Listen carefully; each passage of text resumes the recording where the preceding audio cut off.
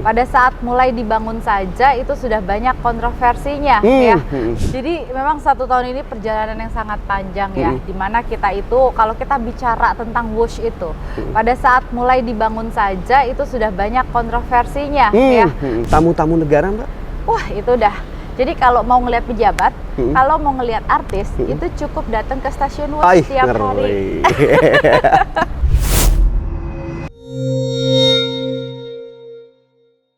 Sobat Pro 3 Siniar, saya Danang Sundoro hadir kali ini di luar studio. Nah, ini sebenarnya pertama kali ini gue garis bawahi karena kemarin ada bank sampah juga di luar. Pertama kali kita mengadakan podcast di luar, tepatnya di Stasiun Halim. Tepatnya lagi adalah di kereta cepat kebanggaan Indonesia dan terbaik di Asia Tenggara, Whoosh. Wah, luar biasa. Nah, di belakang sudah ada kereta cepatnya Whoosh. Dan di samping kanan saya sudah ada senior saya di mana ya? Di broadcast. Di mana lagi ya? Di Humas. General Manager PT KCIC Eva Hoirinisa. Selamat pagi. Selamat pagi. Oh, pagi ya, guys? Oke, pagi guys. Semangatnya harus selalu selamat pagi. Selamat pagi. Iya. Mbak Eva sehat ya? Sehat. Awet muda ya, Mbak? Oh, makasih. Harus selalu gitu. Jadi kita harus selalu semangatnya harus selalu pagi, harus selalu segar biar awet muda. Amin. Sobat Pro 3 Siniar, saya Danang sama Mbak Eva nih kebetulan tim kami podcast diberikan kesempatan. Syukur-syukur bisa naik di belakang ini, guys. Boleh, Mbak? Boleh. Tapi kita udah keliling, Mbak. Sudah keliling tadi ngobrolin tentang Whoosh 1 tahun. 17 Oktober 2023 kalau gue salah, biar gue disemprit bener nggak Ibu Humas? Jadi 17 Oktober 2023 itu pertama kalinya Whoosh beroperasi dengan berbayar atau komersil mengangkut penumpang. Karena sebelumnya itu di awal Oktober sudah melakukan proses uji coba, tapi dengan gratis kita angkut penumpang untuk memberikan pengalaman melihat langsung, merasakan langsung kereta cepat. Ku inget banget pada saat itu dikasih free tiket lah tim RRI. Tapi waktu itu podcast belum lahir, Mbak. Podcast kita coba belum ada ya, tapi kita coba bikin sebuah artikel ya. Nanti kita catatannya ada di bawah sini. Silakan Anda coba lihat-lihat lah, rri.co.id. Tetapi yang jelas poinnya adalah selama 1 tahun ini perjalanannya seperti apa, Mbak? Ya, memang 1 tahun ini perjalanan yang sangat panjang ya, dimana kita itu kalau kita bicara tentang Whoosh itu pada saat mulai dibangun saja itu sudah banyak kontroversinya ya. Mulai dari mereka yang mungkin mengatakan wah ini proyek nanti yang akan mangkrak. Kemudian setelah jadi sudah ada fisiknya, masih ada saja yang pro dan kontra. Siapa yang mau naik ya kan? Harganya ada tuh Mbak di belakang Mbak yang naik. Siapa yang mau naik? Nah, ternyata sekarang justru jadi salah satu public transportasi yang diandalkan untuk menuju Bandung ataupun sebaliknya dari Bandung ke Jakarta. Karena memang kenapa kita bisa mengatakan sekarang ini Whoosh menjadi transportasi andalan? Karena kalau kita melihat dari sisi volume penumpang, ini mengalami peningkatan yang cukup signifikan ya. Jadi kalau di awal 17 Oktober beroperasi secara komersil, rata-rata penumpang itu masih di angka sekitar 9.000. Saat ini di tanggal 17 Oktober kemarin, di bulan Oktober ini kalau kita melihat rata-rata jumlah penumpang, itu perharinya sudah di angka sekitar 18 sampai dengan 21.000. Dan hits tertingginya kita pernah mengangkut sampai dengan 24.000 penumpang. Seperti itu. Jadi kita lihat memang semakin hari minat masyarakat ini semakin tinggi untuk menggunakan Whoosh, dan ini yang menjadi tantangan kami. Bagaimana caranya untuk terus meningkatkan layanan, melakukan inovasi di berbagai sisi untuk menarik minat masyarakat menggunakan transportasi publik. Jadi sudah pernah melayani hari-hari biasa? Betul. Penumpang. Sudah pernah melayani Nataru yang pasti? Betul. Sudah pernah melayani Lebaran, Idul Fitri. Yang saya mau tanyakan, sudah pernah segitu padatnya Mbak? Seperti kereta pada umumnya? Betul. Jadi kalau kemarin ya tertinggi itu di bulan Juli pada saat momen libur panjang. Jadi di momen libur panjang itu penumpang itu rata-rata hariannya itu mencapai rata-rata harian ya ini mencapai sekitar 22.000 dan hitsnya tadi di 24.500. Itu kalau kita lihat stasiun itu orang nggak berhenti tuh dari pagi sampai malam melalu lalang, terus kemudian parkiran itu juga penuh banget karena memang sekarang ini trennya itu mereka berangkat rombongan juga. musim liburan. Nah itu biasanya ada bis karya wisata. Jadi sesuatu hal yang mungkin dulu kita nggak pernah bayangkan akan seperti ini ya. Dan ternyata memang sekarang kita bisa lihat, terutama khususnya kalau udah menjelang long weekend nih, Kamis, Jumat, Sabtu sampai dengan Minggu, wah itu udah semakin meningkat volume penumpangnya.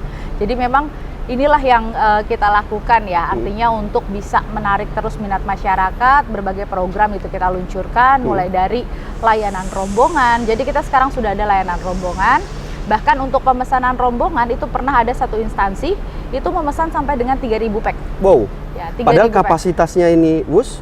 Dia memberangkatkannya per kloter jadi. Per kloter. Tapi pemesanan tiketnya itu sampai dengan 3.000 tiket untuk satu instansi. Kemarin ada lagi instansi lain 1.500. Jadi ini memang pasar baru yang baik dan menarik sehingga kita adakan layanan rombongan. Jadi kalau yang layanan rombongan itu kelebihannya, ini mereka akan didampingi secara khusus mulai dari pemesanan tiketnya supaya nanti untuk pengaturan tempat duduknya, pemilihan jadwalnya mereka akan lebih nyaman dan memudahkan pengaturan. Tamu-tamu negara, Mbak? Wah, itu udah. Jadi kalau mau ngelihat pejabat, kalau mau ngelihat artis, itu cukup datang ke stasiun WUS setiap hari. Ini Eva Khairunnisa, guys. Dengerin dulu, guys. Ini iklan namanya. Tuh, iklan ya, Mbak. Ya, jadi kalau kita lihat. Ini udah berapa menit, Mbak? Harus berapa menit sekali? Ini sekarang itu kita ada 48 perjalanan. 48. Jadi 48 perjalanan. Dulu waktu awal beroperasi tahun lalu di Oktober itu hanya 14 perjalanan per hari. Kemudian dengan adanya minat masyarakat yang semakin tinggi, sekarang itu sudah mencapai 48 perjalanan. 48 nah, 48 perjalanan ini headway-nya itu bisa sampai dengan sekitar 30 sampai dengan 45 menit.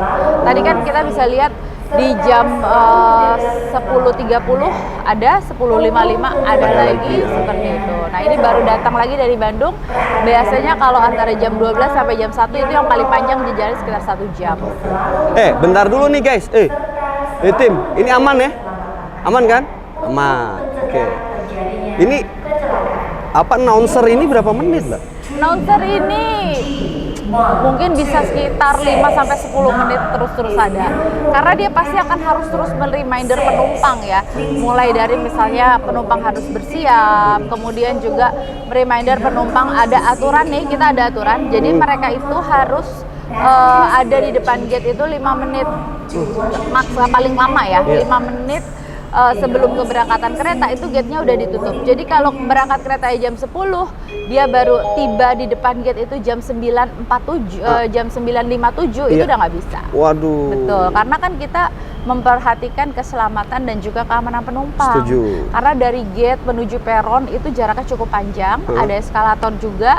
Kita khawatir tipikal penumpang kita kan kalau mepet gitu pasti lari-lari, ya kan, nggak memperhatikan keselamatan. Nah itu yang kita bikin aturannya, standar keselamatan, sehingga untuk gate itu memang 5 menit sebelum jadwal kereta berangkat itu sudah nggak boleh masuk. Tuh, Jar, jadi jangan terlambat, Jar.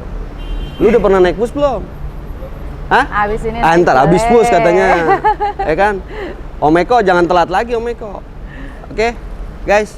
Nah, jadi kenapa tadi saya singgung tamu-tamu segala macamnya? Karena bus itu tadi di prolog awal saya, ini adalah menjadi transportasi tidak hanya membanggakan untuk saat ini. Ya. Karena bukan hanya pertama buat Indonesia, tetapi terbesar di Asia Tenggara pertama ya, Mbak, di Asia Tenggara. Luar biasa. Masih ada tuh, Mbak, omongan netizen ataupun yang nyinyir-nyinyir? Sekarang malah hampir itu saya poinnya udah nggak sebenarnya. Pernah melihat ya di medsos ya. Jadi ya. Isinya itu justru lebih ke arah testimoni mereka yang menggunakan Wush, perjalanan mereka yang menarik dan lain-lain. Jadi positif lah isinya. Ya karena memang kalau kita melihat sekarang ya, setiap pejabat negara mungkin hampir bisa dikatakan pada saat mereka akan tugas ke Bandung itu menggunakan Wush. Ya barusan tadi ada Ketua BPK, kemudian sebelumnya kemarin ada Pak AHY ya, Menteri waktu di kabinet sebelumnya sebagai Menteri ATR BPN itu sering sekali menggunakan Wush.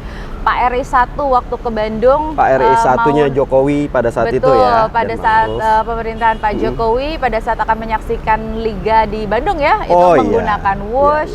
Kemudian yang pasti artis-artis nih, public figure itu sering sekali saya ketemu ya di stasiun itu mereka menggunakan Wush. Dan memang karena dalam konteks mungkin pada saat bisnis ataupun perjalanan bisnis bekerja, ya efisiensi waktu menjadi salah satu alasan utama untuk mereka menggunakan WUS. Karena bayangin, kita makan pagi di Jakarta, makan siangnya di Bandung, sebelum sore udah bisa balik lagi ke ngeri Jakarta. Kali. Ya kan? Ngikutin gayanya Mbak Eva nggak kuat gue kayaknya. Nah, ini juga jadi tipikal yang unik untuk bukan ini loh, untuk penumpang ya. Jadi kalau banyak juga kita melihat ada rombongan-rombongan orang tua murid sekolah. Jadi mereka sambil nunggu anaknya sekolah, mereka ke Bandung naik WUS. Nanti sebelum jam 1 siang mereka udah balik lagi. Mereka pakai kereta yang jam 7 biasanya. Iya, jadi ini udah udah seperti komuter. Nah, makanya kita terbitkan yang namanya frequent wusher. Jadi frequent wusher itu kartu langganan yang kita terbitkan untuk mereka yang memang terlihat rutin PP Jakarta Bandung. Jadi mereka bisa mendapatkan tarif flat seharga 175.000 untuk 10 kali perjalanan. Jadi totalnya sekitar 1.750.000 yang mereka bayar. Tapi mereka bisa menggunakan ini meskipun pada saat weekend. Karena kalau weekend kan tarifnya naik tuh bisa sampai 300, ya kan? Itu keuntungannya frequent wusher. Ini kereta nggak jalan-jalan, Mbak? Ini stabling, nanti dia tuh, jalan lagi guys, sekitar ada yang jam lagi foto-foto 12. tuh. Jam 12, Mbak? Iya. Tuh ada yang lagi foto-foto, guys. Ntar kita ngobrol lagi lah. Tapi yang jelas tadi, buat Sobat Pro 3 Siniar, sebelum kita ngobrol sama Mbak Eva, kita sudah sedikit ngobrol dengan para penumpang. Mereka positif nggak? Positif ya. Dengan catatan-catatan yang ada terkait WUS. Cuma adalah manajemen KCIC kira-kira bagaimana ya kalau mendapatkan satu kalimat WUS ini untuk kalangan ekonomi ke atas, Mbak? Gimana ya, Ibu Humas? Jadi sebenarnya kalau kita melihat ya dari transportasi ya, misalnya contoh, ini kan kita bicaranya jarak 142 km loh. Ya kan? Jakarta Bandung ya. Jakarta Bandung ya, bukan bicaranya Jakarta Bogor ya kan. Dengan waktu 30 menit. Nah, sekarang kalau kita bicara misalnya Jakarta Bandung menggunakan kendaraan, berapa waktu selain waktu yang habis, udah pasti biasanya mampir ke rest area. Ya kan? Itu dihitung nggak biayanya. Nah, jadi artinya sebenarnya kadang-kadang kita nggak sadar biaya transportasi yang kita habiskan pada saat waktunya semakin panjang, ini sebenarnya kalau dikalkulasi secara total akan semakin tinggi seperti itu ya. Let's say kita menggunakan kendaraan. Berapa biaya bensin, berapa biaya tolnya, berapa biaya istirahat di rest areanya. Belum berbicara tentang efisiensi waktu ya. Betul, yang paling penting itu adalah efisiensi waktu ya. Jadi memang untuk sampai dengan stasiun Padalarang itu hanya 30 menit. Ya tadi, pagi-pagi kita bisa di Jakarta, beraktivitas ke Bandung, siang udah bisa makan siang lagi di Jakarta. Mantap. Nah, kalau naik kendaraan 3 jam minimal ya kan? 3 jam, PP 6 jam. Nah, ini kan artinya ada hal-hal yang banyak yang sekali yang perlu diperhitungkan gitu. Jadi kalau melihat dari sisi harga, sebenarnya ini kan juga sudah melalui feasibility study ya, sudah ada studi Polar UI mengenai ATP WTP. Jadi untuk harga pun kita tentunya menyesuaikan. Dan saat ini kita juga ada dynamic pricing.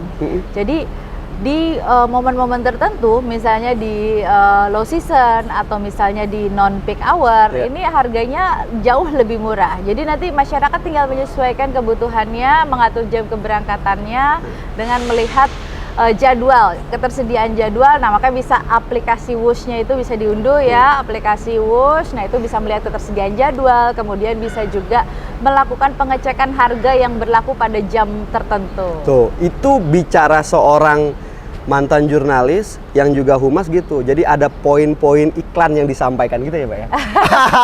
Selepas yang lebih tepat informasi yang bermanfaat. Ngeri, bahasanya lebih halus lagi, guys. Tapi selepas yang satu ini, kita break dulu. Gua rada aus, bro.